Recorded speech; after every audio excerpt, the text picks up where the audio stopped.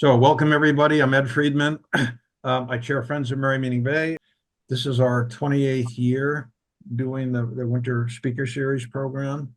And we've got one more program for this season. So we're a very unique group in that we do research, we do advocacy, land conservation, education. We take a holistic look at things in the environment.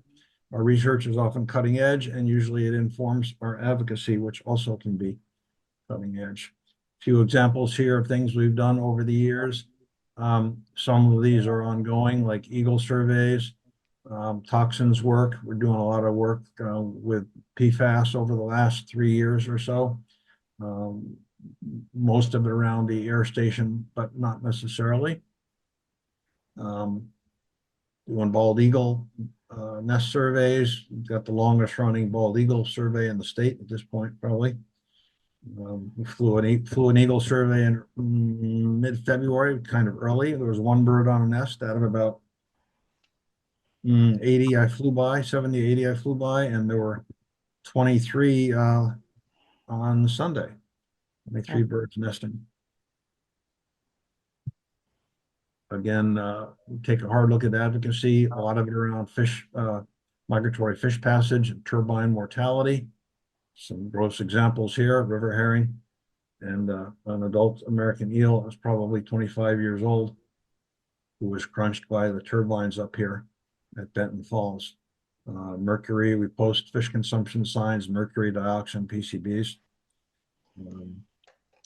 And we've had a number of lawsuits, everyone from hydro companies to Central Maine Power. Active education program, a couple of bay days a year in the spring and the fall, getting all kinds of kids out, getting them dirty, getting them having fun, learning about the bay. We've got one coming up on May 13th at Chalk Point School. Kids coming from Phippsburg and Bath and Woolwich and Pittston Randolph. We do some in-school work as well. And at this point, protected over 1,500 acres of land. Our focus is on wildlife habitat and wildlife, not on recreation trails. Although a couple of our conservation easements do have trails on them. If you know of someone who missed the program and would like to see it, you can send them to our home page, scroll down the right side to education, and go to Speaker Series video. And you'll be able to find the recording there in a few days. Thanks to our webmaster and Zoom coordinator here, Martin McDonough. And again, thank you, Martin, for everything you do for us. Again, almost at the end of this season's series. This last one was great. They all were actually really good. So next one will be Chris Meany from the U.S. Fish and Wildlife Service, Gulf of Maine office down in Falmouth, talking about the Gulf of Maine Coastal Program. So our two speakers tonight, starting with Suzanne Johnson. Suzanne is president of the Brunswick Area Citizens for Safe Environment, or BACSE. She's also citizen co-chair of the Naval Air Station Brunswick Restoration Advisory Board, or RAB. Suzanne is a versatile lawyer. She's a sole practitioner. Their firm is Johnson Legal, LLC. She's got a lot of knowledge in several areas of law, including estate planning and probate administration, but also does a lot with federal workers' compensation, with particular emphasis on asbestos exposure in the workplace. Suzanne earned her undergrad degree with honors from Duke University and her JD from Vanderbilt, recognized as one of the national top lawyers, national trial lawyers, top 100 trial lawyers, as well as one of the nation's top 100 injured workers attorneys by the Workers' Injury Liability Group. Suzanne has served as president of the Lincoln County Bar Association, as well as president of and legal counsel for many years to the Damariscotta River Association and the Madomac River Land Trust before they merged into a larger regional land trust there. Dave Page is professor emeritus of chemistry and biochem at Bowdoin, authored and co-authored more than 130 professional publications, mostly dealing with various effects of the fate and effects of petroleum and other pollutants on marine environments. Dave is secretary of BACSE, sits on the RAB, conducted interdisciplinary studies with Dr. Ed Gilfillan, also of Bowdoin, on the fate and effects of oil spills on natural communities of animals and plants, including ways in which to measure sublethal pollutant stresses on plants and animals. Because oil spills occur in real world environments, the presence of other natural human factors resulted in studies on the fate and effects of additional pollutants like heavy metals and alkylatins. He's looked at major oil spills, including the Amelco Cadiz and the Exxon Valdez, many other larger and smaller spills, and he's testified as an expert in state and federal courts on environmental damage claims from these. David's got extensive experience fingerprinting petroleum samples from over 75 mystery oil spills. He holds a BS in chemistry from Brown and a PhD in physical chemistry from Purdue. Last but certainly not least, David's a very helpful member of Friends of Merrymeeting Bay. And David and I met many years ago when we had mutual friends here doing work for us using freshwater mussels to biomonitor whether or not the pulp mills in the state were still discharging dioxin after they had changed their bleaching process from using liquid chlorine to chlorine dioxide gas. And we also looked at PCBs in the Kennebec and Androscoggin. And it was those two chemicals that were creating stricter than normal fish consumption advisories. So with that, I'm going to ask Suzanne to start sharing your screen. Okay. Suzanne, thank you both again for being here, and we'll go from here. Ed, thank you. And Dave and I want to offer our gratitude to the Friends of Merrymeeting Bay for having this discussion topic tonight on the Brunswick Naval Air Station and its Superfund legacy. Is everyone seeing my screen? Yes. Okay. So the airport, we're going to try to give you a little bit of overview of how we got to where we're at and try to answer the question about where it is that we are at. The Brunswick Naval Air Station started in 1935 as a civilian airport. At that time, it had a gravel runway and it had a paved runway. It contained about 1,000 acres. The area was agricultural in nature and it was abutted by coastal and intertidal areas. To contrast that, by 1994, at its highest population, the base had about 10,138 enlisted officers, civilian employees, and family members. At the time of the closing of the Brunswick Naval Air Station, the entire property encompassed about 3,300 acres. It had satellite sites in Harpswell, Brunswick, and Topsham. It was designated for closure in 2005, at which time MIRA was established to implement a master reuse plan. MIRA is overseen by an 11-member board of trustees who are appointed by the governor. The base was officially deactivated on May 31st of 2011.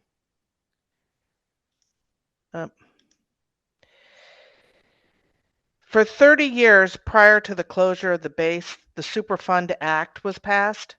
Superfund is titled the Comprehensive Environmental Response, Compensation, and Liability Act, otherwise known as CERCLA. The act was signed by President Jimmy Carter, and its purpose was to regulate hazardous and toxic waste sites and abandoned landfills. The act was signed following the Love Canal disaster, which stemmed from a neighborhood that was built on top of a toxic waste site. Yeah. One of the things that you will note about the goals of Superfund is that it's not only just to protect human health, but it also has a stated purpose to protect the environment. CERCLA applies to both federal and non-federal sites. It requires the federal government to start actions on the properties that it owns and operates. In this case, it began at the time the Brunswick Naval Air Station was an active military installation. It thereafter is required to take all action Listening to that's necessary to protect human health and the webinar about environment the PFAS prior, pollution at the Naval Air prior Station. Excuse me, someone is not muted. If you could mute yourselves, if you're not being the speaker, that would be great. Thank you. So it has to be protective of human health at the time that it disposes of any federal property. The process of site investigation begins with the U.S. Environmental Protection Agency. And they've established a national priority list for those sites that have Superfund contaminants, anything that's on their CERCLA list. This is a map from 2013, which gives you an idea of how many of these sites are clustered on the eastern seaboard. As with everything that's administrative, this process is administrative. And it has to go through several steps to determine whether or not a site meets the criteria to be a Superfund site. Excuse me. The work in Brunswick began in 1983 when a preliminary assessment was done of the property to determine if there were any hazardous materials used on the base, and if so, where they were disposed. By 1984, it was determined that there were 7 to 9 hazardous waste sites on the site. And 3 years later, in 1987, Brunswick is officially designated as a Superfund site by the EPA, and it's added to the national priorities list. It's important to remember it's still an active military base. So in 1990, the Navy entered into a federal facilities agreement that governs the rules upon which they have to interact with the U.S. EPA, which is the lead agency, and the Maine Department of Environmental Protection. The agreement is important because without the agreement, there was no public access of any of these agencies to the Naval Air Station. And so they had to have rules about when they could come on site, where they could come on site, and how testing for contaminants was going to be done. It was at this time in 1990 that BACSE was incorporated, and that's because the CERCLA process requires citizen participation. The Brunswick Area Citizens for a Safe Environment was formed specifically to serve in the official role to ensure the availability of citizen involvement in the Superfund cleanup and remediation decisions. BACSE receives a grant from the EPA to fund a professional expert who can assist the citizens in reviewing technical data, writing letters of comments and input, and generally advising the citizens of what the Superfund contaminant issues are at the property. Excuse me, Suzanne. Yes? On the bottom of your screen, you've got a little window that says App Zoom US is sharing your screen. Yeah, And it hide gives that. you an Okay. There we Thank you. Now we can see the rest of the text. All right, thank you. Perfect. So this slide discusses CERCLA has 2 main categorization for contaminants. One is called an operable unit. When they start to investigate a site, it may be an operable unit that they are trying to determine the extent of contamination or what the contaminants are. Sometimes an operable unit is because it's not a geographic location, but it's a substance. For example, you can have an operable unit for groundwater. You can have an operable unit for soil. Most recently, the EPA has designated the entire base as an operable unit for PFAS contamination. In addition to operable units, the EPA has also found, with the Navy, the Superfund process, 21 sites of Superfund contamination. We'll discuss those in a minute. This is the process by which the overrun of the CERCLA process for each of the designated sites. Site discovery is when it was initially declared for investigation for Superfund reasons. Because we just entered into an OU 13 on base-wide PFAS, you'll see that that is early in the process of the CERCLA investigation. This slide also shows you the sites that are under active Superfund management, which we'll talk about in a minute. And then it discloses down here in red the sites that were determined that no further action was needed. All of these determinations which were made prior to the time of the base closure. This map shows you in yellow are the sites where they determined that no further action was needed, and the pink areas are those sites that are in active Superfund management. This large pink area to the right of the property is what is called the Eastern Plume, and it is an area of highly contaminated groundwater, which we'll talk about in a little bit more. These sites listed on the right-hand side of the screen, these are the sites that were determined no further action was needed, and they were removed from the active list of Superfund sites. The majority of these sites are land use and disposal areas. Most of these sites were determined no further action was needed because the contaminants that were located at those sites were dug up and the materials were removed and consolidated into other existing landfill sites on the property. For example, the Orion Street asbestos disposal site, all of those materials dug up, later moved to sites 1 and 3. That was done back in 1993. And it was put and consolidated in those landfills. The consolidation of the waste and the decisions about no further actions on these sites was made at the time. You need to remember that this was still an active military base and there was no public access to any of these properties. The military had a base-wide instruction that governed how the enlisted members interacted with all parts of the property, which was a secured military facility. It's also important to understand that the decisions that were made for no further action were based on technologies available at that time in the 1990s and considered only those chemicals of concern that were placed on the CERCLA list. As David Page will discuss later, PFAS was only recently added as a CERCLA list contaminant. Although citizens, we didn't have access to the property back at the time these decisions were being made, we were active in the Restoration Advisory Board process that met 4 times a year. The Superfund sites were reviewed, proposed remedies were discussed, the citizens made inquiries and concerns about the no further action decisions. All of those comments that we made and concerns that we addressed exist on file at the Curtis Memorial Library, which is the public repository for all documents related to the Brunswick Naval Air Station Superfund sites. To give you insight on some of the no further action decisions that were made outside of the landfill areas, Site 4 is an old acid caustic pit. The location of this pit was never really known to the Navy. They knew about the disposal area, but at one point it had existed under a building. The building had been removed, and so no one was quite clear where the pit was located. The Navy did some investigative work, looked at some anomalies on the surface, said, I think this is the area.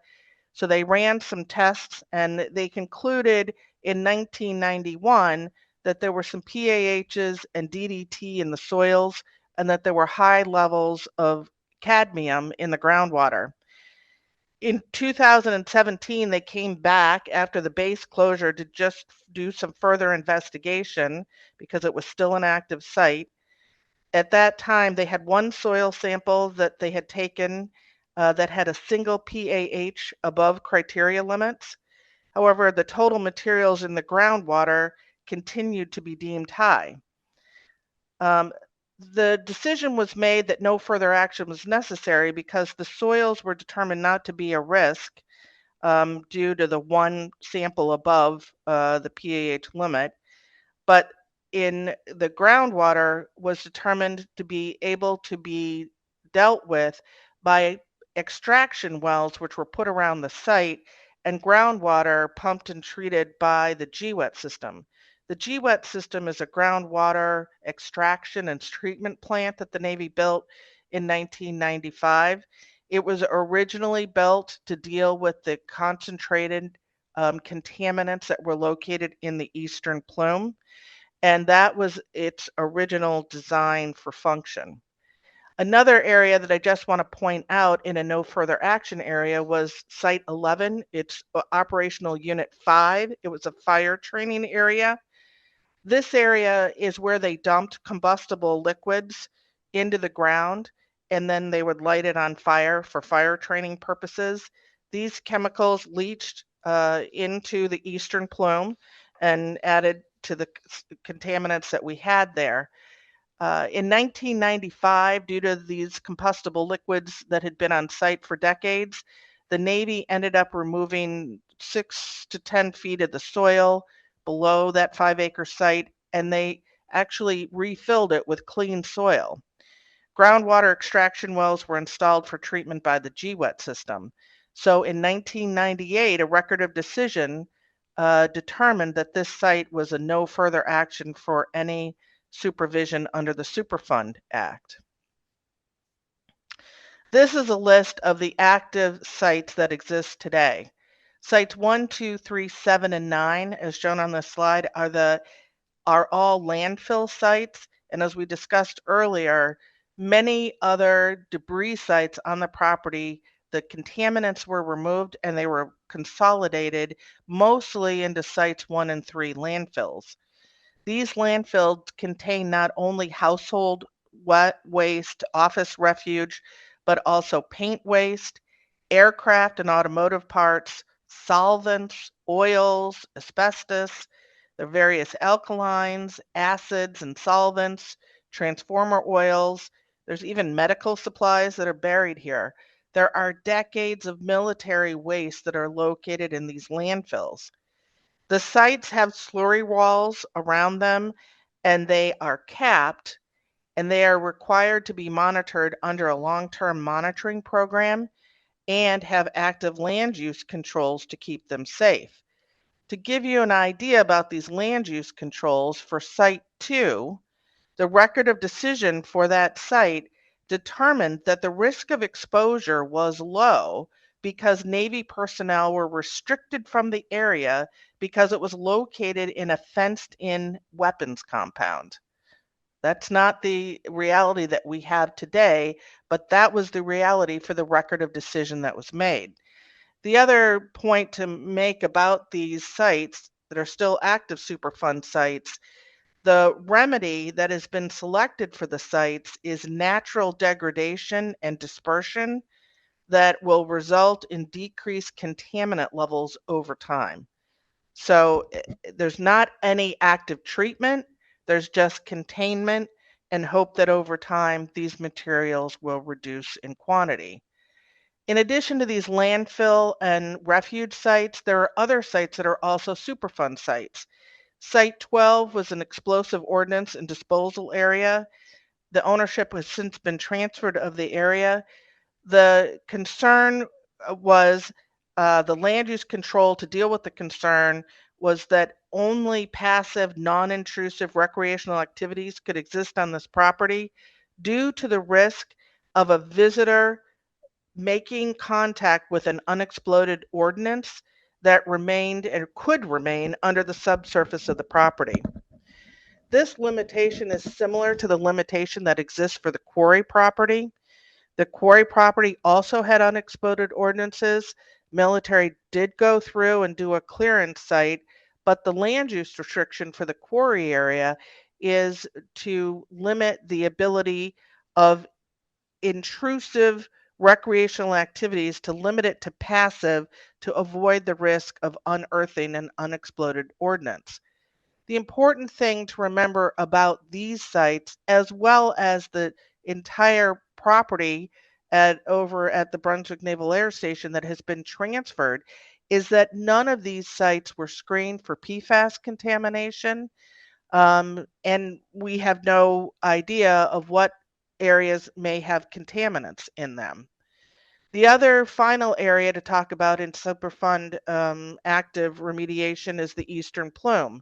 That's that toxic area of contaminated groundwater, which is also picking up contaminated groundwater from sites 4, 11, and 13.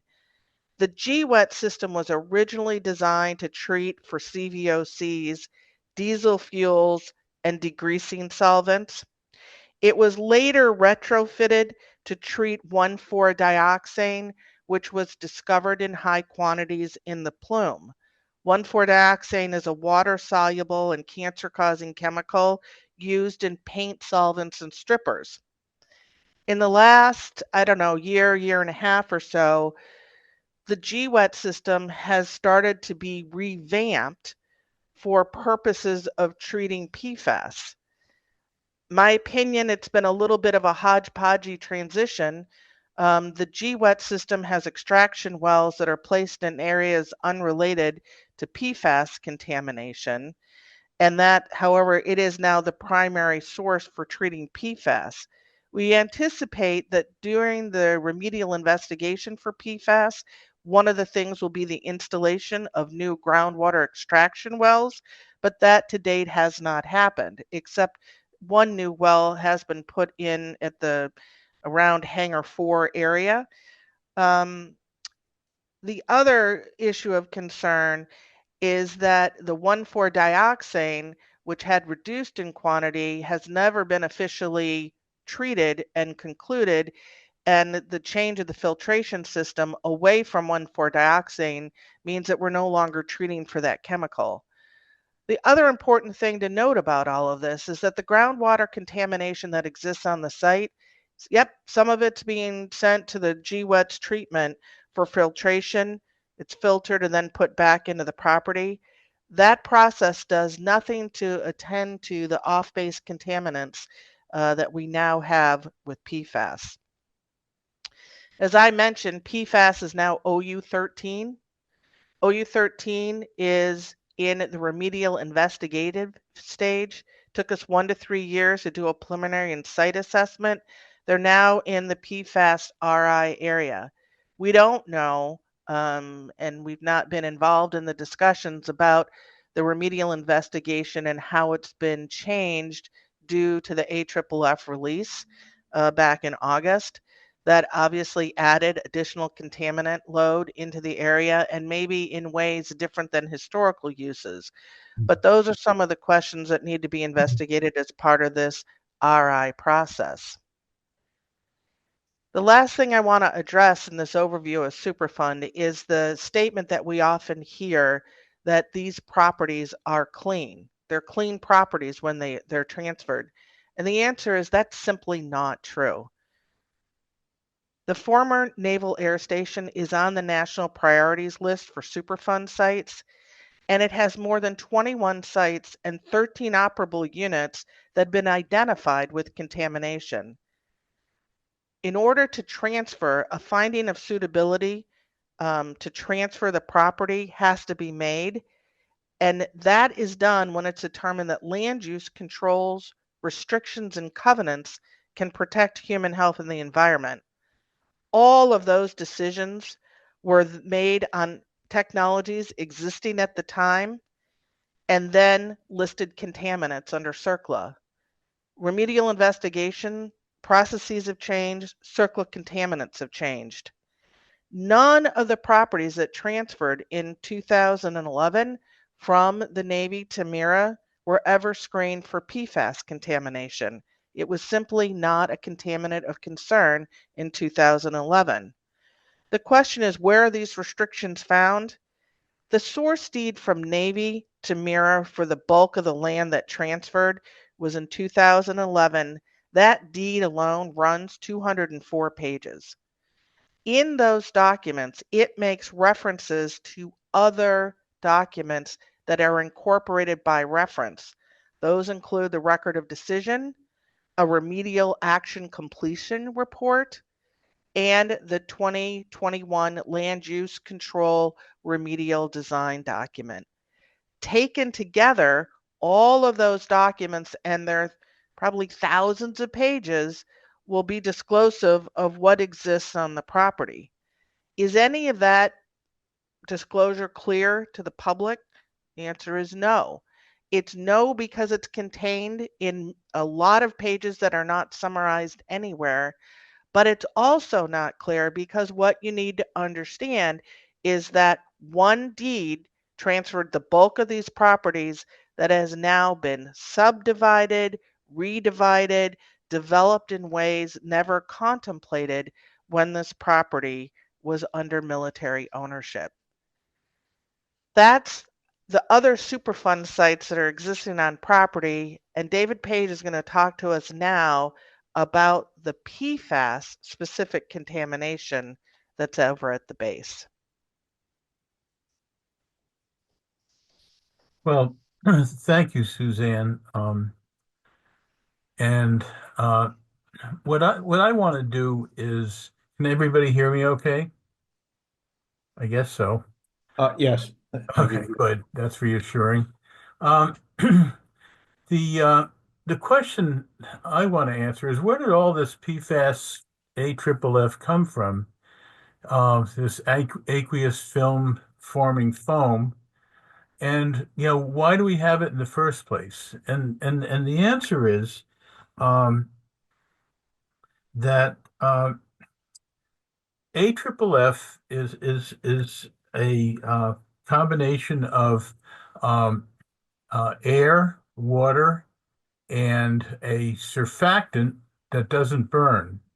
It's surfactant like Dawn dishwashing detergent. And once you make a foam with that combination, if you do it with a perfluoro compound like PFAS, the uh, foam itself acts like a blanket over the fire, but most importantly, it forms a AFFF water film on top of the combustible liquid, like fuel, gasoline, so forth. And what that does is that one, side of the AFFF molecule, burrows into the fuel, which is hydrocarbon-like, and the other end, which is charged, kind of associates with the foam. So it's like you encapsulate this flammable liquid and prevent air from getting to it, and you prevent the flames from getting to it, and it literally smothers the fire. So it works very well in what it does, and we'll see why the Navy wanted to make this in the first place in a minute. The second point I want to make tonight is that it's just to review quickly the management of AFFF by the Navy at the former Brunswick Naval Air Station between the 1970s and 2011, when they transferred the property to MIRA. And so then the third thing is the management of AFFF at the base under MIRA's guidance. Okay, so the next slide, my projectionist will do that. Great, thank you, Suzanne. The Why AFFF? Well, during the Cold War, the Navy was very good at locating Russian submarines. And in fact, Russian admirals were complaining about the fact that to find out where their subs were, they just had to look for the P3s. And so they were very good at it. And during the Vietnam War, the Navy deployed many ships to the Far East. And fuel fires at sea were particularly a big issue. This picture here shows the USS Forrestal on fire in the 1960s, and they're very hard to put out when you have a fuel fire, for example, on a hangar deck. So the Navy teamed up with 3M, or Scotch tape people, and the Navy actually invented the first AFFF PFAS-based material, and for use at sea primarily. But then by the early 1970s, the Navy was also putting PFAS-based AFFF fire suppression systems in their aircraft hangars, like the ones at Brunswick. And the idea being you have these things that can, mix the three ingredients for AFFF foam in sort of nozzles in the ceiling of the hangar and literally fill the hangar full of non-combustible foam that smothers the fire. And it's a great idea, but as we'll see, that great ideas aren't always good. So from the 1960s to today, there have been three types of PFAS-based AFFF in use at Brunswick. That continues to this day. The first one, 3M Lightwater AFFF, is PFAS-based, and it was what the Navy cooked up with 3M originally. It was manufactured from the 1960s to 2002. It had been known to be highly toxic for a long time, and its chemical name is perfluorooctanoyl sulfonate, or PFAS, and the PER prefix in front of the fluoro means that all the hydrogens are replaced with fluorines. And we'll see that makes a big difference in the next slide, but not yet. So now PFAS is on the circle list as hazardous substances as of last April. So it's taken years to get this stuff, finally on the circle list. The PFAS-based AFFF in Hangar 4 was lost completely in the August 19th, 2004 spill, which is really tragic because the Navy had a contractor lined up to remove all that stuff about 4 weeks after the spill. Also present is PFAS-based AFFF in Hangar 6, and that appeared in Hangar 6 in 2012, and there was a mystery about that for a while, and we'll get to that in a minute.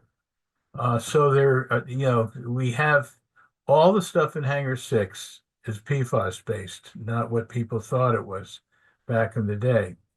The second material is ansolite. It's a fluorotelmer, PFAS-based AFFF. It's manufactured from the 1970s until 2016, and it was supposedly kind of less toxic and better, than the PFAS-based stuff. And in fact, it's a very close first cousin of PFAS, and it will probably prove to be highly toxic as well. And then there's an ansolite C6, 6-carbon fluorotelmer PFAS-based AFFF, which was manufactured starting in 2015 as a quote-unquote green alternative to all the others. Unfortunately, it probably isn't. And there are currently about 1,400 gallons in Hangar 7, which was built by Mira in 2019. Oh, and Hangar 5 has about 3,000 gallons of the ansolite, the older ansolite, still there. So there's still quite a bit of stuff out there. But let's look at the next slide. And the question is, why is PFAS-based AFFF dangerous? Why is 3M Lightwater so bad? And it has to do, in a lot of cases, with toxic substances that are lookalikes for important biological molecules. This octanoic acid is shown here. It's got 8 carbons, and it's got all hydrocarbon at one end and a charged, negatively charged head at one end.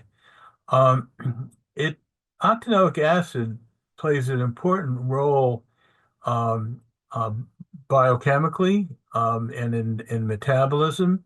And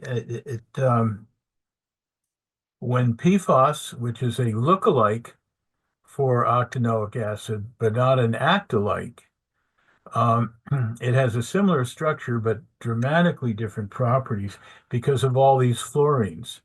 And because this is not a biological molecule, you want to, fight it out with this, your octanoic acid.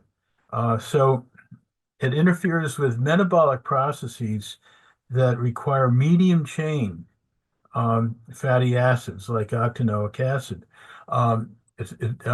Medium chain fatty acids pass the blood-brain barrier, and so they're very important in fetal and infant development because they're a very important source of energy.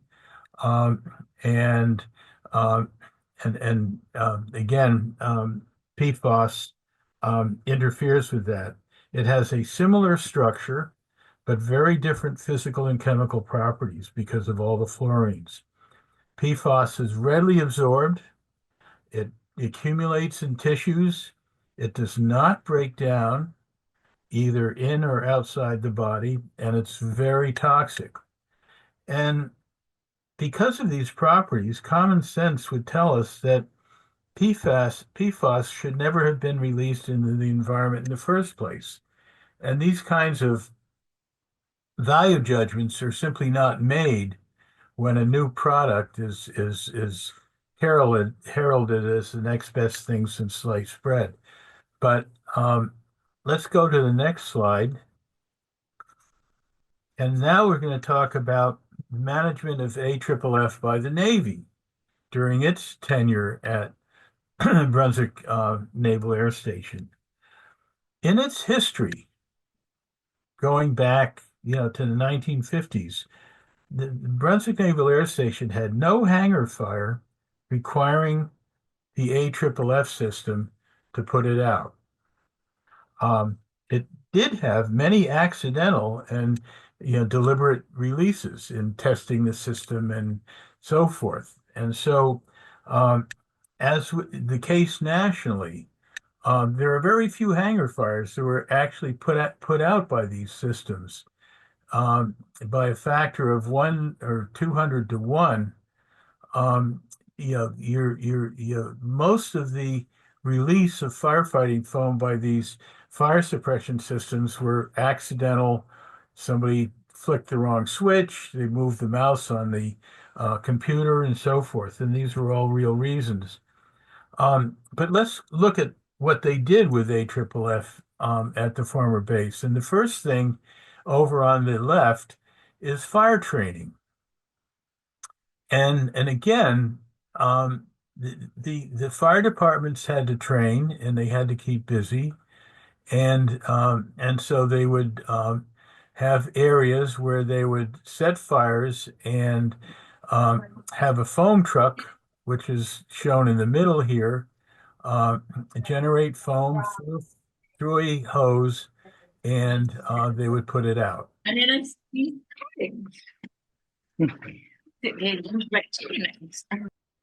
So, former fire training areas shown here are PFAS hotspots. Secondly, at Brunswick Naval Air Station, they had crash trucks or fire training, fire vehicle. And these fire vehicles had two tanks, a 150-gallon tank that was filled with a AFFF, usually back in the day, the PFAS-based stuff. And then they would have like a 2,000-gallon or so tank of water. And their job was, if there was a fire on a runway, these would go out. They would mix generate the foam from the water and the AFFF in the air, and simply extinguish the fire. And that happened once in the history of the Brunswick Naval Air Station. They did put out a cockpit fire with foam in a plane on a runway. Um, However, to keep everybody busy, the fire vehicles had their 150-gallon AFFF tanks dumped out and cleaned several times a year at specific locations around the base. That was part of their annual maintenance. Um, and they had three big vehicles and two small vehicles.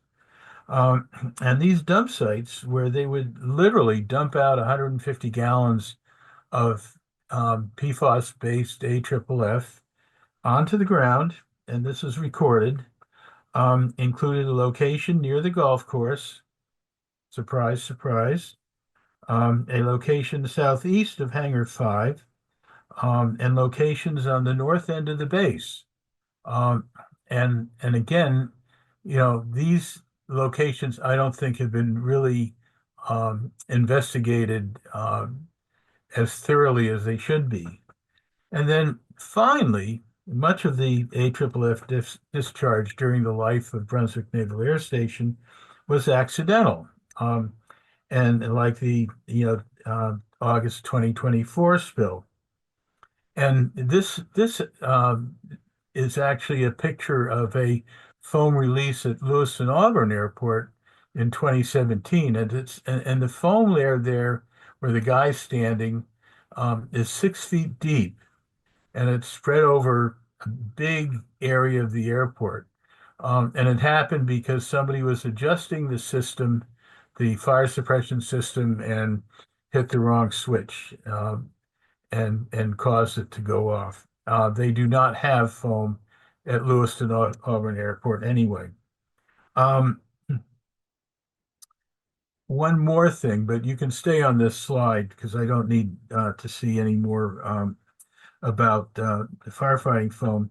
Just want to leave you with the thought that these AFFF releases have a broader potential for contamination. For example, all the hangar floor drains, all the floor drains of the hangars go into the Brunswick sewage treatment plant. And that means that depending on what's going on, you're releasing variable amounts of AFFF contamination to the river and to sewage sludge, which is a real problem. And so that the treatment plant has been accepting stuff from the base for years. And anytime there's this big spill, like the spill in last August, it's kind of overwhelming for the treatment plant. Here too, I want to just talk briefly about two PFAS hotspots, and I'm using PFOS primarily. Again, it's unfortunate that terminology PFAS with the A and PFOS with the O, sound the same. But Hangar 4, which was built in 1956, and the arrow points to Hangar 4, and there's this the use of PFAS-based AFFF and the many spills that occurred in Hangar 4 has created a PFAS hotspot. So the end of this black arrow points to a sort of a red hot dog shaped thing, which goes between Hangar 4 and the chain of stormwater retention ponds, Picnic Pond and Mere Creek and so forth. And that area between Hangar 4 and the retention Pond A, as it's called, is probably got some of the highest concentrations of PFAS-contaminated groundwater in the state. It is a real hot spot. Looking at Hangar 6, oh, I'm sorry. This graph, by the way, is called a heat map, and it uses color codes to give the concentration range of the six PFAS species that are regulated. And you can see that there's quite a bit at the north end, more than we might have thought. And then there's, a lot in the usual place, the eastern plume and so forth at the southern end. And the more closer you are to red, the worse it is. Hangar 6 was built by the Navy in 2006, and stocked with 2,000 gallons of ansolite, AFFF.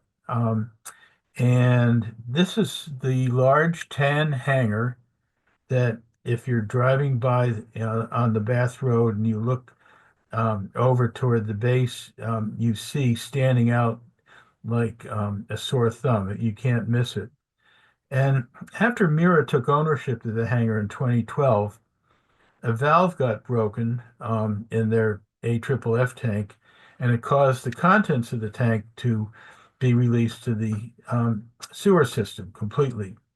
And it was replaced at the time with PFAS-based 3M light water scrounged from existing stores from around the base.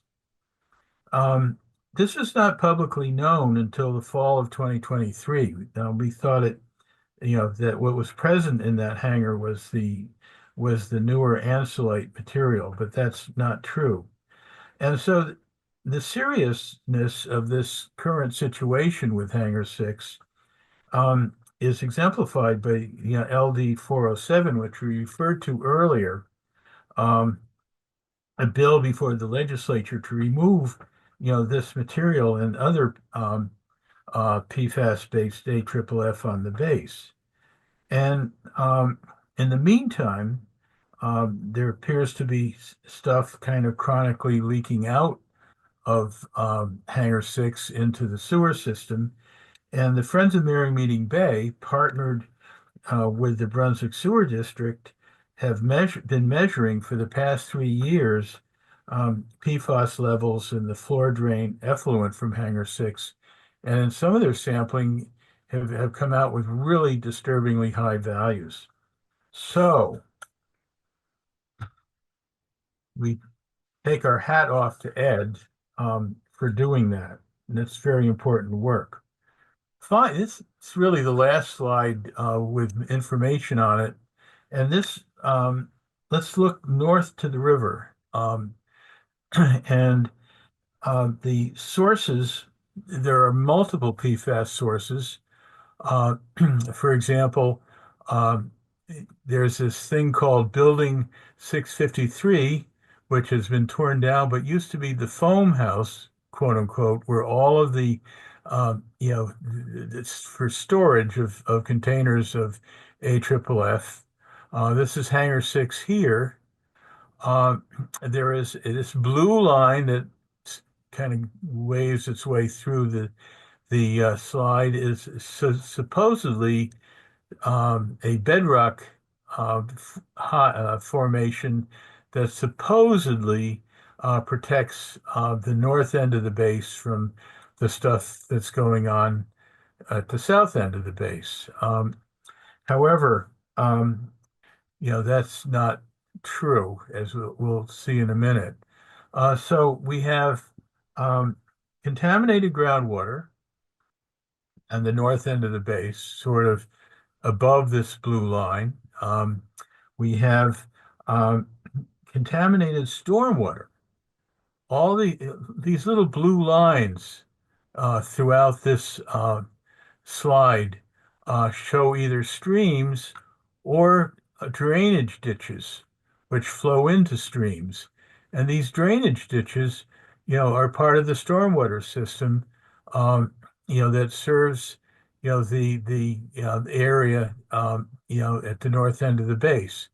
And like all stormwater systems, there are stormwater retention ponds, which are this blue thing here, and this little dash circle, that simply represents the retention pond system that accepts stormwater flow from whatever comes its way from this part of the base. The groundwater at the north end of the base is actually quite heavily contaminated, to the extent that the Navy is going to start re-examining the groundwater around Hangar 6 as part of their remedial investigation. I also remind you that whatever goes out through the floor drains goes to sewage treatment plants, but there are also stormwater drains nearby. Um, Contaminated stormwater and groundwater and so forth flows to the river. And these are these streams here that Ed has sampled numerous times, and he sampled these ponds numerous times, and they're hot. Excuse me, Dave, we're not seeing I don't know if you're using your cursor or not, but when you say here, I'm not seeing anything. Okay, do you not see my cursor? Oh, I see it now. Yeah, okay. Okay, okay. So anyway, the ponds in the middle of the dashed circle are hot, variable but hot. The stream emanating from the pond goes into the river. The PFAS levels are high there. And finally, these drainage ditches along here, starting at building 653, wind up in the river on this northeast stream shown here. And what's important is that um, when the Navy sampled biota fish in 2023, they pulled some eel out of the northeast stream that had high levels of PFAS, rendering them unfit for consumption. Um, the Navy uh, did very little sampling in the north end of the base until 2020. Their assumption was that this bedrock high, the blue line, as it were, would protect the Jordan Avenue well fields and so on and so forth. And it wasn't until the Brunswick Thompson Water District did their own sampling and found high levels in some of their wells in the Jordan Avenue well field that the Navy realized that that assumption was unfounded, and now they've been doing a lot of sampling up there and are trying to figure out what's going on. But they are also putting in a $21 million um, treatment system for the Jordan Avenue well field. So the next and last slide is just some final thoughts. And I'll again be happy to answer any questions. The August 2024 spill added PFAS to an already high pre-spill historic baseline.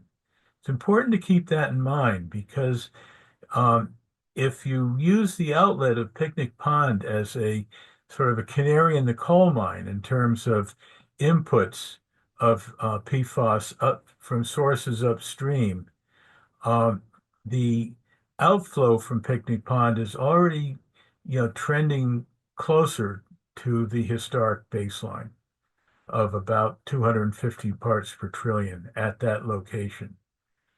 Ain't there yet. The Androscoggin River is concerning because it not only gets the baseline PFAS inputs from the north end of the base, but it also gets the PFAS contaminated sanitary effluent from the hangar floor drains. And to my way of thinking, that's not a good thing. So with that, I thank you for your attention. Well, thank you both very much for that. That was a really excellent presentation.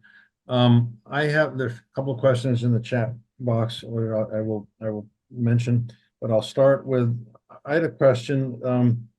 There was a slide earlier that Suzanne showed, listing the different sort of areas of concern specifically, and you were talking about the effectiveness of the remedies and how those are continually being evaluated. Could you elaborate on that? You don't need to go to the slide, but just, or seriously, don't need the slide, but Mhm.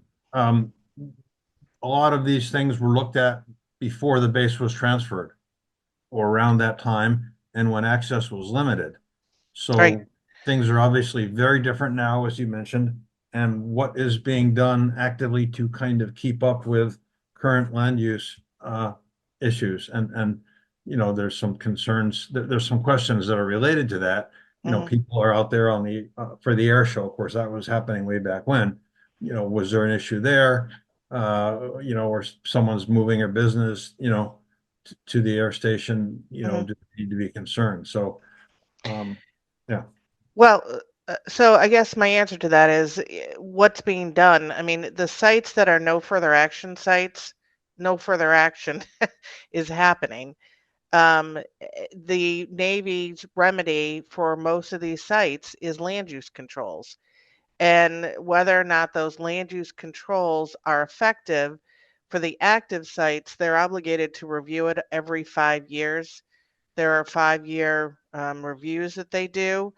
I think it's an inexact science, and it is in the past been very limited as to who could provide comment for whether or not the land use controls are effective. I think what we have found of recent times is that there are obviously a lot of residential units that are out on the base now that didn't exist in the past. We have a lot of businesses coming out on the property. Those people that are owning and renting are unknowledgeable about these land use restrictions that may impact their property. And it's not just their property that they should be aware of, but there should be general awareness of the entire base and what restrictions are there, because these remedies by and large rely on land use controls. Um, so, I think the other answer to your question is that PFAS has been something that the Navy has been investigating long before it became a CERCLA contaminant, that we were sort of on the front edge of all of this. And so they had started steps towards, taking the CERCLA process on, knowing that it would be a CERCLA contaminant. But of course, the circumstances have sort of overtaken this process. Once we had this really unfortunate release of AFFF, all of these quantities skyrocketed, but it also heralded the fact that this stuff is now off base in private homeowner wells. And the extent of where it is off base, I think, is where we continue to need to have very effective dialogue to push the Navy to do more testing. We have recently written a letter to the Navy. We are trying to get them. They have been very reticent to do off-base testing. They have done some. When the Navy does testing, their results are not publicly disclosed. So it's difficult for us to make judgment choices about, where further testing is needed. The same situation that exists sort of south to Coombs Road, Princess Point residents also exists northerly of the base. We believe that there are other areas off base, private wells that need to have further testing. We believe DEP should be pushing for that. Is that happening?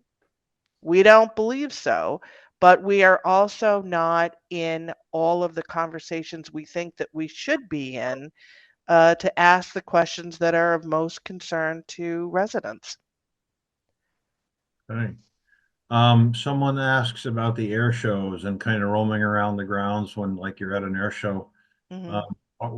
Have there been and are there, are the areas of concern posted generally? And that's you could mention that the Yep. sign I had a picture of in the intro slide there. So I will tell people, are all of these Superfund sites or former Superfund sites fenced off and prevented from public access? And the answer is no. When Ed and I, before we started this presentation, I sort of chuckled to myself. The picture that he had to introduce this topic had one of the signs that's over at the picnic pond, which talks about no trespassing. And the sign talks about it being a Superfund, under a Superfund investigation, no trans trespassing, no swimming.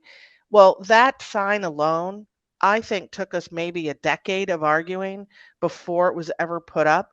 We knew that there was a problem in Picnic Pond. We were investigating problems in Picnic Pond, and the only signage that ever existed for a long time was no swimming, no lifeguard on duty, no swimming. And I'm like, oh Lordy, the risk is not that there's not a lifeguard here, it's that this water is contaminated. And so things like that move very slowly with the military. And having said that, I think the Navy's been pretty responsive here, but you balance the, bureaucratic nature of a military structure over the more immediate needs of residents who are on this property and potentially being exposed, and they don't dovetail very, very often. Okay. Thank you. Someone asks that their business is moving to the air station there. Cost a lot of money to do that already. What should I and other employees consider as we think about our safety there? And my understanding is that different parcels have different restrictions to them. And I think someone else asked later about water. Most buildings there, or all buildings, are on town water. So I'm assuming the water is safe. But what else is there? Leaf blowing, lawn mowing, other things that employees should consider as they're, living there or working there, not eating lunch on the grass outside kind of thing, or what? Yeah, well, so I think one of the things is that people shouldn't be digging in the soils. None of these soils have been cleared for PFAS contamination. We have expressed a concern about one particular parcel where we were told the Harpswell Fire Department would come up and train with the Navy putting out fires. That parcel is currently for sale. We've asked it for several times to be tested, the soils to be tested for PFAS contamination. And basically, we get everyone pointing the fingers that no, we don't own it anymore. It's been transferred. And to our knowledge, there has been no substantive testing, nor even given the information to a potential buyer that that site might be at a high risk for contamination. The buildings that are out there, I think you should investigate what buildings they are. I don't know all the building numbers by number. There are some buildings that had some vapor intrusion concerns, and they're like, "Oh, it's safe if you always are running the air conditioner." That would be a concern for me.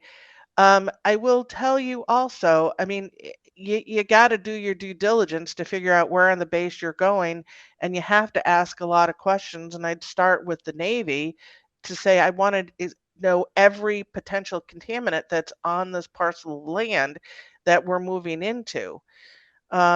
We have recently, one of our BACSE members, the town of Topsom's representative to the RAB.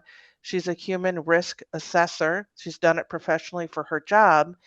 Did some investigative work about what's called the rebound effect of PFAS. What has been discovered in talking with the experts who clean up PFAS is that a simple rinse of the system does not remove the PFAS. PFAS gets into the pores of steel, it gets into concrete, and every time water goes over that surface, that has a potential of leaching again.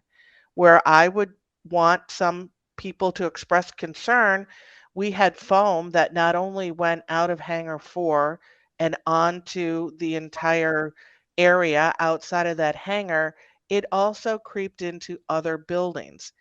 I would ask if you were an employee of those buildings to say what air testing is ongoing here to determine what levels of PFAS may still exist here. The DEP, has prided itself that it did some of it, the very earliest air sampling. They did it outside of where the Brunswick Topsom Land Trust is on their building, on the roof of their building for exterior air. Well, I'm less concerned about the exterior air because air blows in and out, but to my knowledge, to date, no one has tested the inside of the office spaces that takes place, or Hangar 4 to determine what the air quality is and whether or not PFAS is existing. The questioner before about moving into a building there for work, happened to be building 201, but so who is it? Is it Mira that people would contact for inside testing of all these buildings that are either being Well, built or are old buildings, or Mira for the new ones and the Navy for the old ones? so the answer is it depends on who owns the building at this Right. point. This is part of the complexity that we have, that you Mhm. ask a simple question like that and everyone's fingers start pointing 14 different directions. The Navy still owns Hangar 4. It doesn't own Tech Place. Mirror owns Tech Place. Would they be the source? They're I guess, the landlord to the tenants that are renting space. I would think they are the ones to be asked. I think DEP should be asked. I think DEP should be advocating more earnestly for the safety of the individuals out there. You mentioned building 201. I don't know where that is on the general landscape of the campus. But you know, we also have a big construction project that's going on right now, and there are these giant piles of soils that are being stored on a site. And it's unclear to me, and I've been more involved in this than any human being should have to be. I'm not clear where those parcels or those mounds are coming from, and if they were part of the Site 17 site, which was a former pesticide storage building and had a lot of DDT in the soils there. When they closed that site or remediated that site, they took like the top 1 foot of soil and nothing more. And as citizens, we commented and said we didn't think that was sufficient for the work that needed to be done. Our comments are on record, and they move forward. Mhm. Yeah.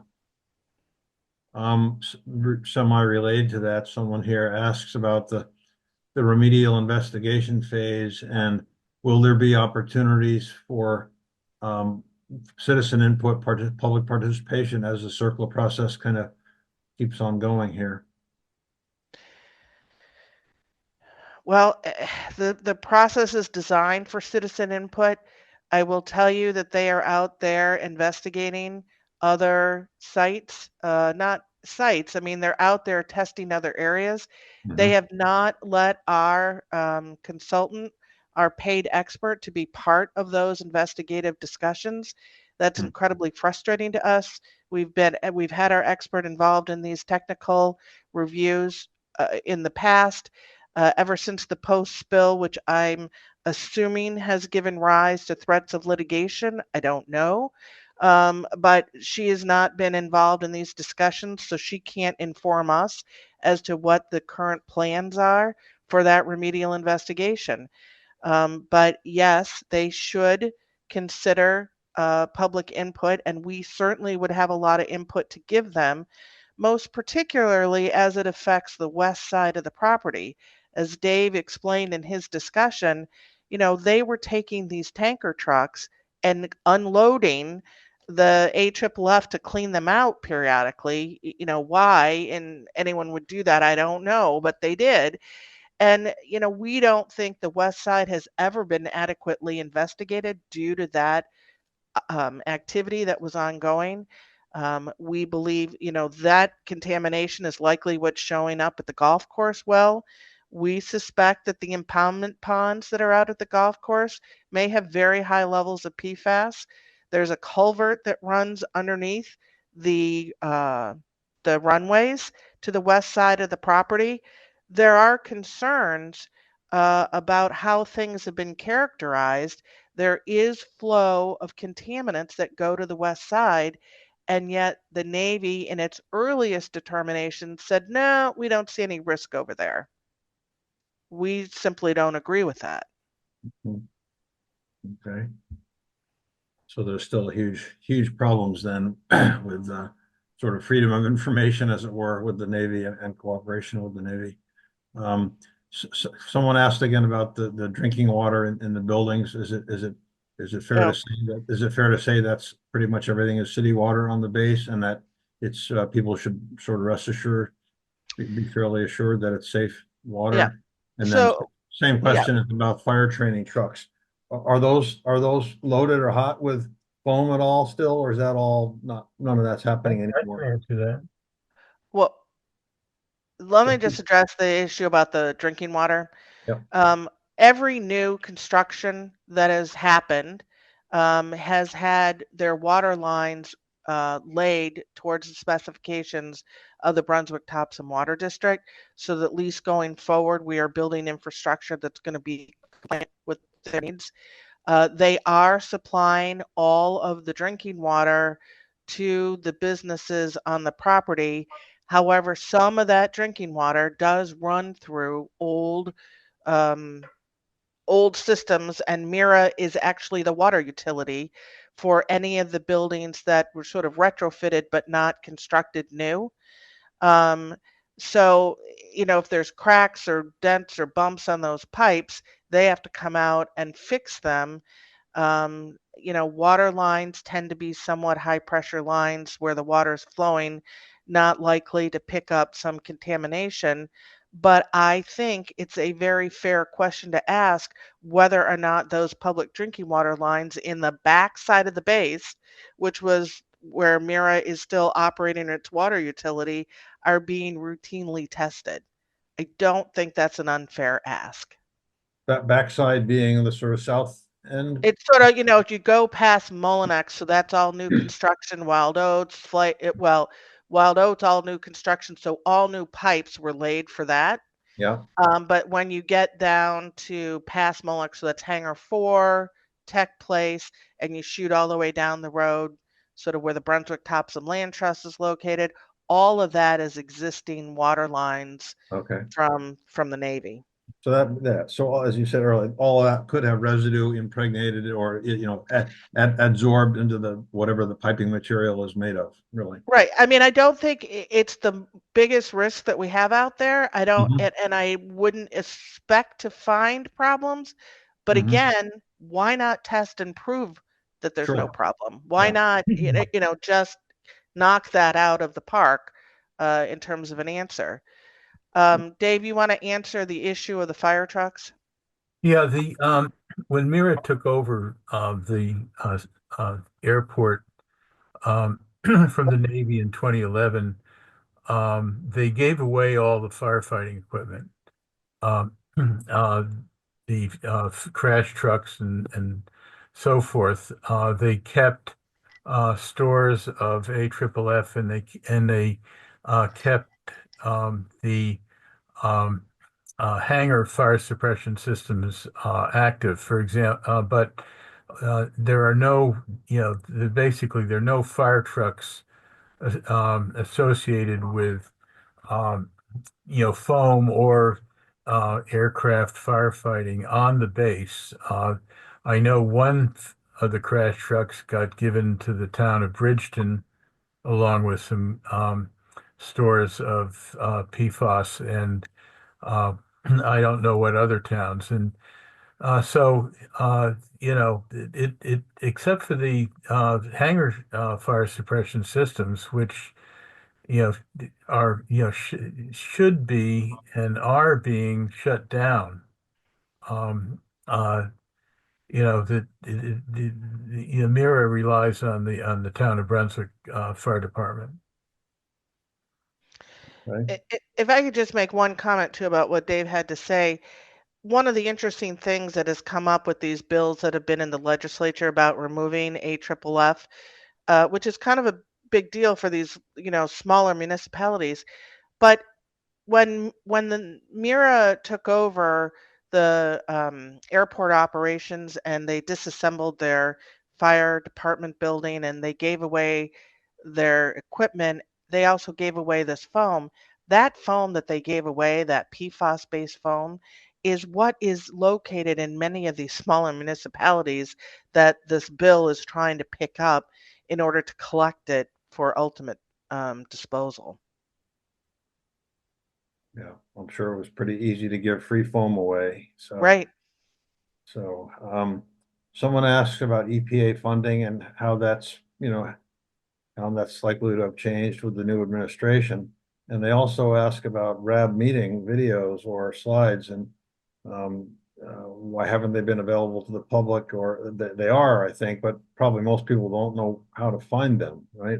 So maybe you can. Well, yeah, these are all really great questions. So I will say that our grant, Carol White is our hydrogeologist. She gives us an incredible discount for her services. So our EPA grant has carried us forward for a long period of time on not much money.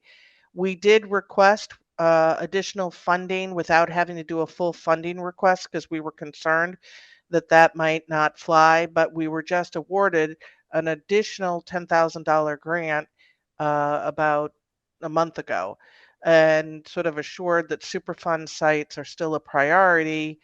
If that's a day-to-day thing, I hope not. But so we have our funding at least in place. The way it works is that we perform our services, we give them a summary of what we do and what the bill is, and then they review it and determine whether or not they'll release funds from our grant to pay that bill that we have incurred. The issue of the RAB meeting videos, I'm very glad that you asked about. It's a sore point for me.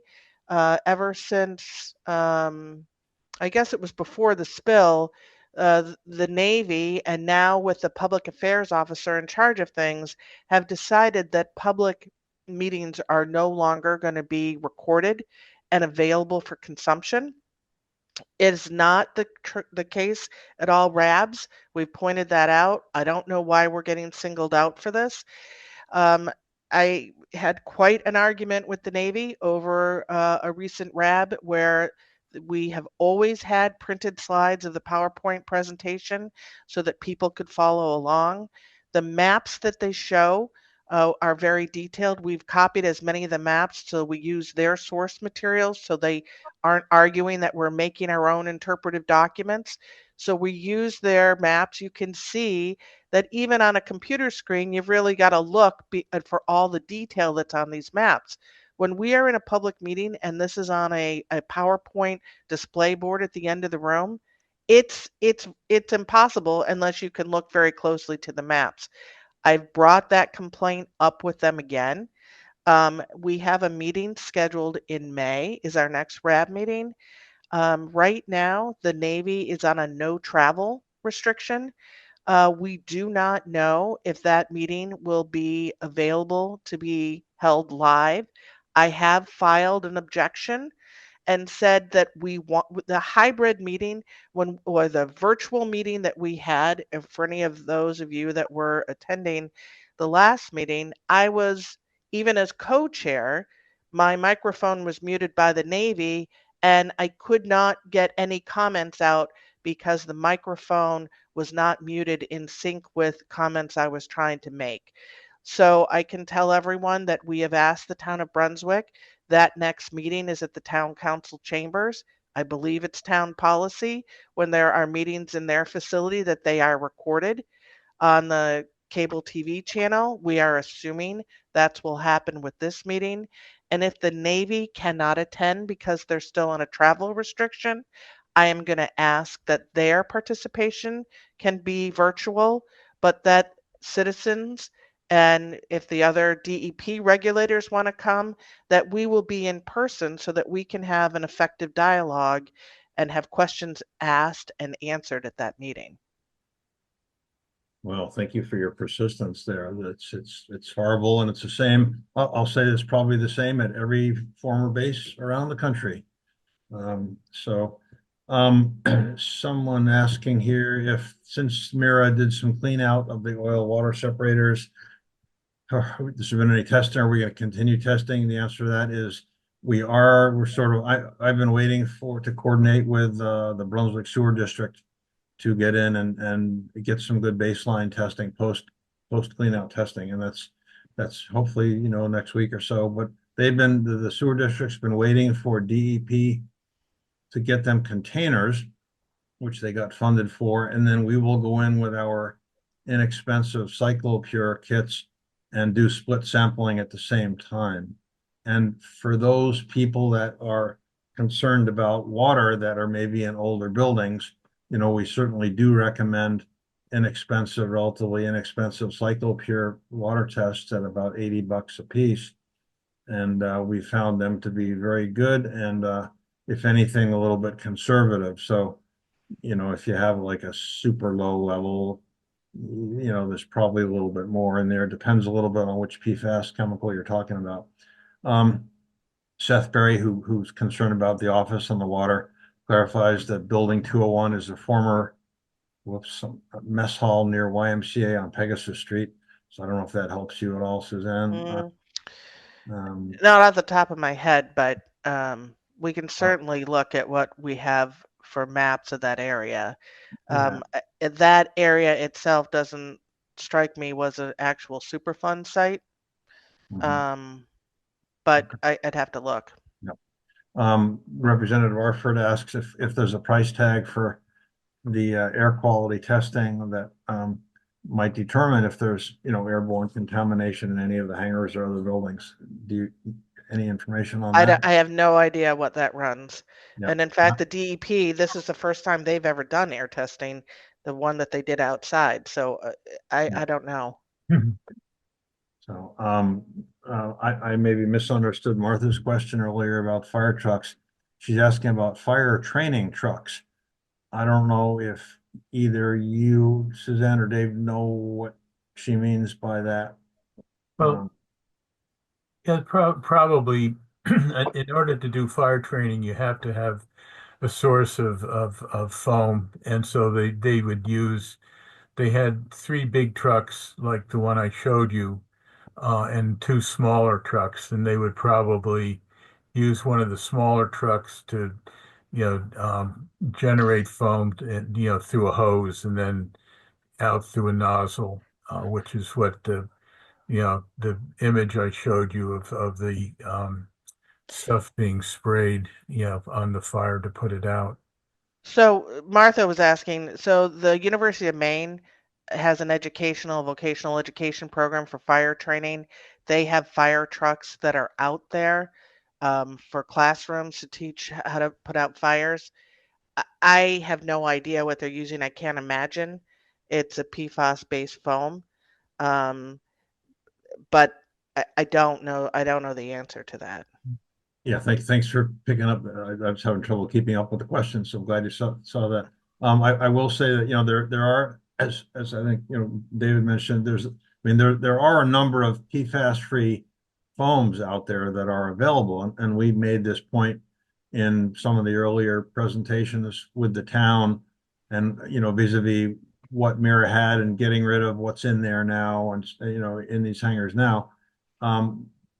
So totally PFAS-free foams, at least according to the manufacturers, they all pretty much are acutely toxic to fish, however. So, it's not like throwing baking soda on the fire. So there are substitutes, but they do have their own issues, and they're probably less onerous than what's still in these hangars. But And I mean, the other thing that's interesting to note is that the military themselves have gone for, so this is Dave's point. The reality of hangar fires is that they are very rare, right? Yeah. And that, so what the military has gone to is water deluge systems. So this concept of all these foams, all of which I think are toxic in at least one way or another, the military in all of its active facilities have gone to just water deluge. And that's why we were so hopping mad when we were stuck with Hangar 4, still owned by the military and still full of PFAS. You can take it out of active bases, but you're not taking it out of this base.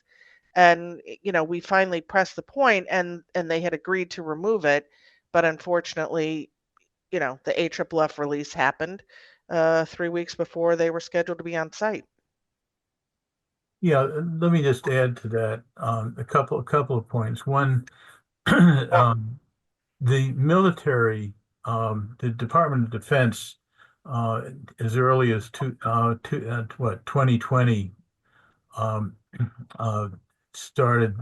initiated the removal of all PFAS-based foam from their hangars. And so there was a program in place to do that. And so that at any point during that process, somebody, like Mira could have, requested, the Navy or through our senators, if the Navy wasn't willing to do that, to remove the PFAS foam at AFFF from Hangar 4, before, well before 2024. And the problem is that that never happened. And in fact, the only reason the Navy initiated a removal process was that a group of us importuned our senators in Washington, and we sent in a large memo with lots of backup material, and within 2 months, the Navy was given the word to do it. So it's unfortunate that that the kind of the concern both on the part of the Navy, they could have done it. Mira could have asked for it, but they didn't. And it's all very frustrating. And I just want to make one more point, and that is about the whole land use control thing, which is very important. And Suzanne, kind of made it clear that it's kind of like, trying to find the treasure map for Captain's Kidd's treasure. Finding what the land use controls for a parcel that you're on, it's not easy. Those land use controls were set up at a time long before even PFAS was even recognized as being truly hazardous. I mean, most of those uh, documents were in the 1990s and certainly 2011 when Mira took over. But PFAS was not a priority pollutant, therefore it didn't count. It was not an issue in creating the rules for safely using a given parcel. I bring that up simply because unlike the priority pollutants of the time, PFAS is a very different substance. It behaves very differently when it interacts with groundwater and in groundwater, when it interacts with sediment, when it interacts with rocks, mineral formations, and so bedrock formations, and so forth. And so there's this assumption on the part of the Navy that, well, we'll just, the current land use restrictions, land use controls are fine because we'll just, it'll cover PFAS as well. But you can't assume that because it's very different, sort of in the way it interacts environmentally with various substrates from the stuff that those land use controls were originally created for. And again, PFAS did not get on the circle list until April 2024. Can you clarify for us, Suzanne? I talked to you a little bit about possible Clean Water Act, citizen suits under the Clean Water Act, which can't be brought on CERCLA sites or not without a great deal of difficulty. And I thought that we were restricted to the 8 specific sites or so that were listed, but I'm hearing now that maybe for PFAS, the whole base is a CERCLA site. Is that The whole base is an operable unit, so that's investigatory.